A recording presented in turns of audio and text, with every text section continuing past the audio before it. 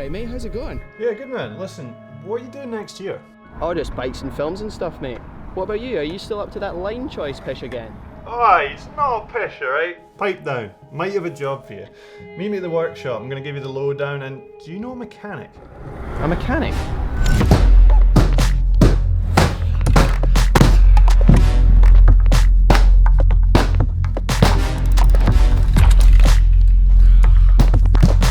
Yeah, I know a guy. Bring him. Yeah, but what's this all about, mate? Trust me, alright?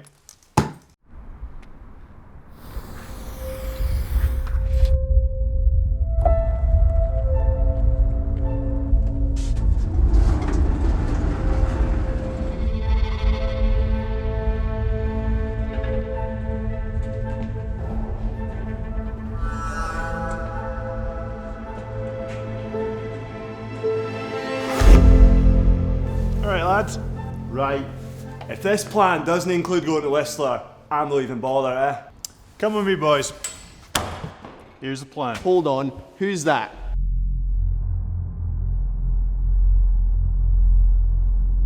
He's just there to look scary. You know, we could have just met in a house, like normal people. And why are we dressed like this? Well, it's like a really cool, dramatic opening scene. And why is there so much smoke?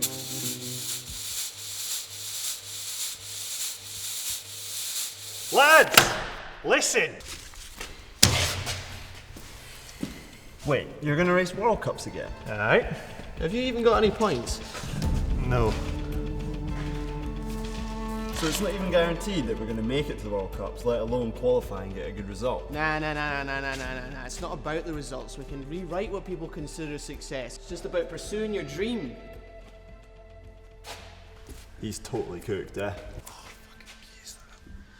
Look, that's why we need him. But listen, boys. Been at the World Cups these past few years. I've been talking a lot of talk, a lot of it pish, but I feel like I want to try walking the walk again, and Pinkbike stepped up. We've got another opportunity at this. One last crack.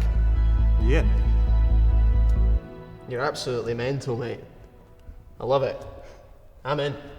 Mint? Son of a bitch. I'm in.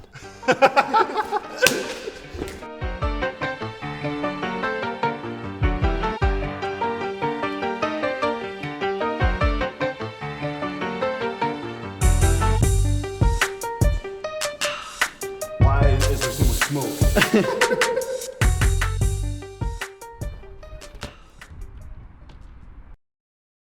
In the past few years filming at the World Cups, I had a lot of people commenting going, Cathro, you can ride a bike, you act like you know what you're talking about, why aren't you racing World Cups? Well, they've got a point. I'm getting older. If I wanted to do it, I'd have to do it now. So I'll do it now. I'm going in, we're going to try it. I should probably start riding my bike a bit more. I came from the mud, there's dirt on my hands. Strong like a tree, there's roots where I stand. Oh, I've been running from the law. Pretty much, I knew the base fitness was poverty, and actually I'd had some talks with a trainer, WARDELL, and he was like, you just need to get out on your bike, get some laps and build up the base fitness before we do anything specific. So yeah, just getting out and just riding some rad trails and not really stressing about too much to begin with. Why does everyone go to Cali in New Zealand? There's no point, you don't need to.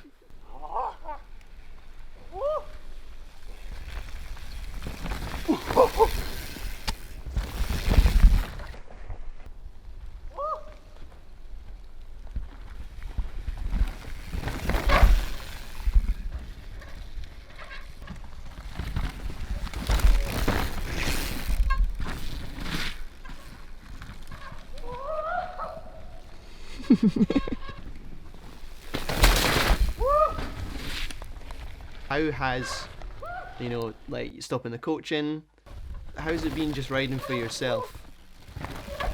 When I was coaching and racing, I didn't ride my bike kind of for myself. So there was a lot of bike time, but all of it was work. Well, racing wasn't work, racing was the fun thing, but everything else was work.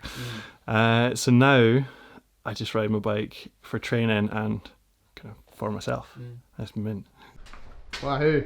Have you lived your chain up? What's going on here in the Performance Institute of WARDELL's WonderEmporium.com? I did a max aerobic power ramp test. It's a ramp test every minute. The power increases, or the resistance increases 20 watts, and we're basically going to get Ben to go to failure. When I was looking for people to get coaching from, I was like, well, who's in the UK that specialises in doing this kind of stuff? I've known Ram for years, and I knew he was getting into doing coaching with people, and I knew he was working with the Cares, who are a couple of kids who are on my junior race team in Scotland. So I was like, Rab, you're my man, you're going to train me up. Don't say I'm not good to you.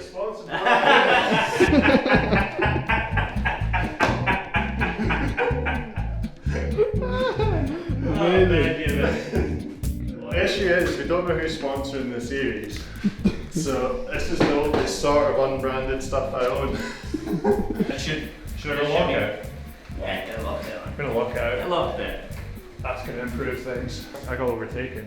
Can I go faster? Have you got distracted already? Who are these people? Are they actual people? They're actual people from around the world riding on Zwift right now. This is real good. To the end of this minute, let's see what we got. Keep on giving it. Go, go, go.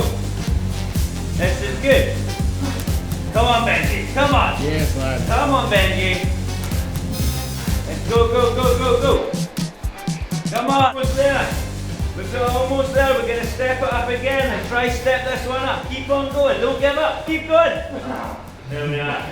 Good effort, man. We're only just getting started. He hasn't trained for 7 years.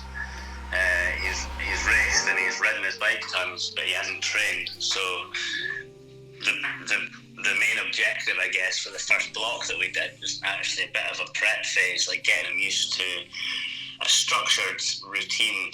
We're gonna hunt him for games. It takes a really special individual, and I mean special in a good way, to be able to work and train and race. Because I used to work, I'd do it like 6 a.m. till about midday working, making sandwiches.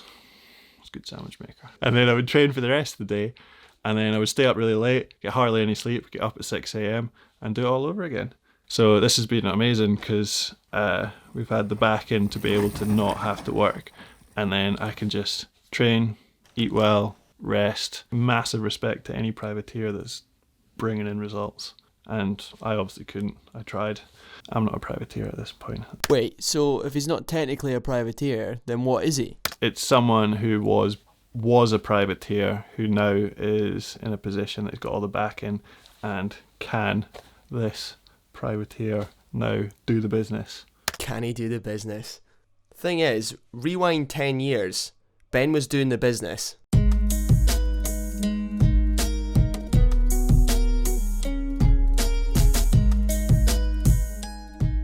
Now, my job is not only just to tell the story here, I'm trying to facilitate Ben's performance as much as possible. So I wanted to know what was holding Ben back in the past, and for that I needed to ask somebody who would know, and that was Stu Thompson. Now, Stu used to race World Cups himself before starting MTB Cup, a media company with a racing team. Cathro's kind of problem years ago was that he was really natural, really talented, but like if you started to look at what the fastest guys were putting in terms of graft and like dedication to it, like he wasn't putting that in. I don't know, it was kind of a bit frustrating if I'm honest. He's got all the kind of ingredients. I always knew Ben as the guy that rocked up to races after going to weddings on the Saturday. So I was away at a wedding, so I'm feeling top notch today. Ironically, this was Stu's wedding, but he still turned up on the Sunday, put 2 runs of practice in the morning and beat everyone. Now to me, as a young guy, I thought it was rad. That chill attitude to racing was fashionable back then, and it was obvious he was having loads of fun. It's always the same working with riders, though, isn't it? If you tell me a rider that doesn't make you pull your hair out every now and again, it's the nature of the beast. That's it. From the outside in, it looks like he's probably going to actually put more structure and more drive to like the training side of things than he ever did. I do think I'm able to actually look at the bigger picture a bit better now and build up all the other aspects that come into that race run is not just riding a bike fast. No, that's it. It's all the other shit. It's all the other shit. It really is. Yeah, he's focused. He's investing in himself as well, which is, that's a commitment to me that he wants this, you know, and he's been putting the work in. Maybe just not being mindful enough and being aware of everything and how everything was affecting me.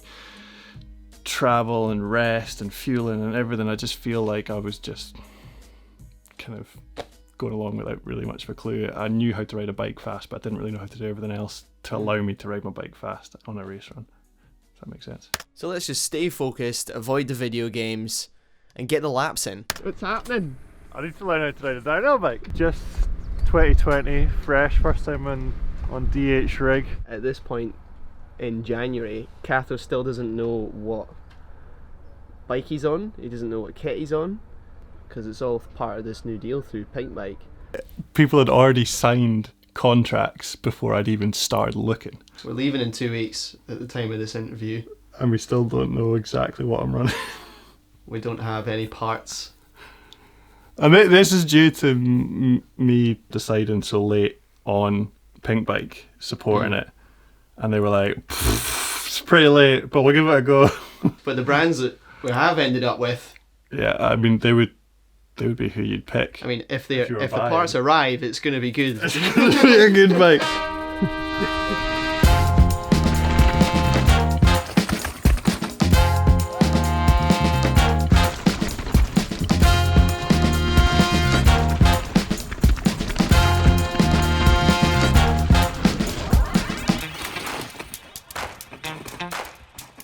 So I came in, overcommitted to the turn. I thought I'd run with it.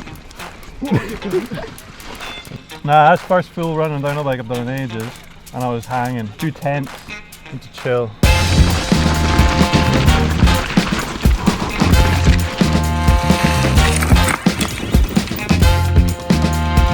Beautiful!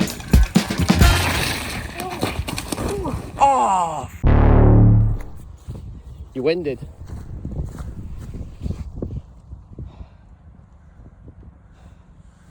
That hurt your wrist.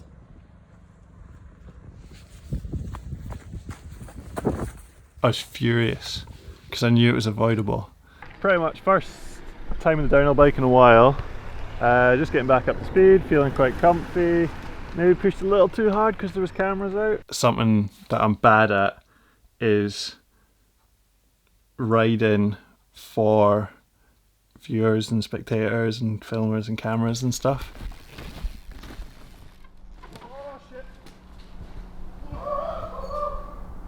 Look before you leap, kids! So I actually came into that section and I'd seen, I think you did it, I think you came out the corner manualed into the next turn. I was like, oh sick, I'm going to do that. And the bike just got away from me a bit, washed the front, and then as I kind of came off, I like tried to dab and save it, and then my hands were still on the bars, so they got kind of dragged underneath me, and I just landed like on my arm, right on there, and kind of squished it between the ground and my body. And I thought I'd done some damage. There's probably some phone clips of me looking quite concerned. How's the wrist, man?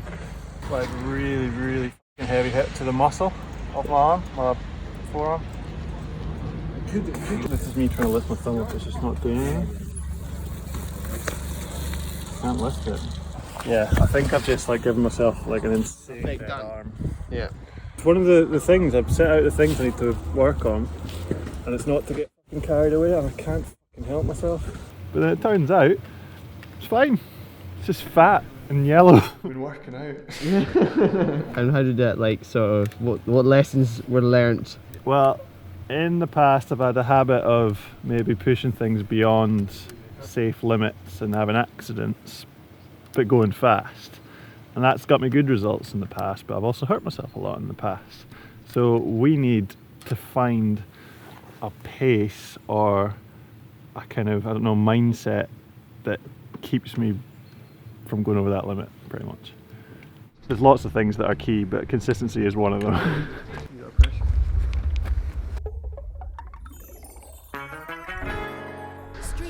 I think it just had a wee sprinkling of snow there. Crispy, but actually it's kind of wet. Wet, crispy. never be a factor. Now I'm laughing at Benihana's with benefactors. I sell my soul for an artist's loft with them giant raptors. My chef cooking that steak and lobster on giant platters. Forsaking all I can for this fat the master. Path to disaster, enslaved by the master. I'm hearing they laughter, Drop off my own grapes, yes I'm blasted. Pockets is fatter. Without peace, what does it matter? Manifesting this madness. My career's in the stage, just a sideshow. Carrying the shame, look at where did I go? Ain't no way this can continue, I know. But do I want that mercy or that mercy lie go? I'm flawed. But how long can I live life like this? When I know your grace so ain't that I rest on serving one of you as God. Yes, it's odd. Yes, it's odd. I ain't innocent, this sinister. The sin within had it sent it into my signature. Don't be offended, I meant it that I'm a minister. But this simulated, now I'm sitting similar. This ain't no cinema, I'm finished as a swindler. Say sweeping up these chains like I never been a prisoner. Exchange these chains for angels in my perimeter. Never be the same, I'm flawed, but I'm forgiven, bro. I'm flawed, but I'm forgiven, bro. Well, this is last day of downhill before we leave, and we've got a frame. We've got a frame. We know we got a frame. This Shimano Fox. It's going to be pretty low maintenance piece like. We have a few little changes and things, but I'm really happy I'm on the Santa Cruz frames again, because they work. We're gonna hoof it straight out across to Barcelona, big drive. Boys just passed the trailer test, so we're gonna be legal. That was a stress. It'll be the first race of the year, first race testing out the fitness and the training. We got 4 points from last year, 36 is what's needed. So we talked about goals, what your goals are, and maybe rearranging them so it's not outcome based. That's been a real pleasing change in kind of just in my head. Smart goals, process goals, you know, so. I feel I'm way fitter than I was last year. I feel stronger on my bike. I've ridden my downhill bike more, so I feel comfier on it. This is the comfiest I've ever been before a season has started. Usually it's like by last race of the year we're getting there. Way better than I have done, but I feel like, I don't know, there's like levels above where I'm at. I'm happy with where I'm at, and I'm excited to see where that puts me, takes me.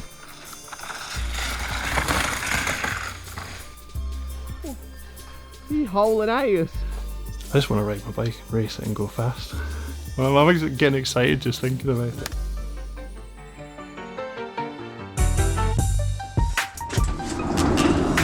You want it?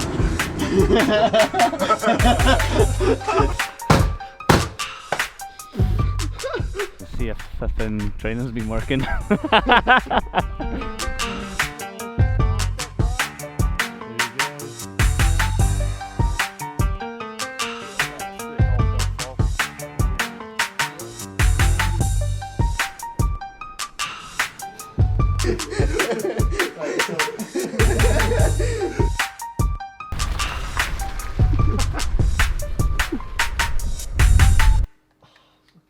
So are we gonna go to Whistler this year? I hope so. That would be sick.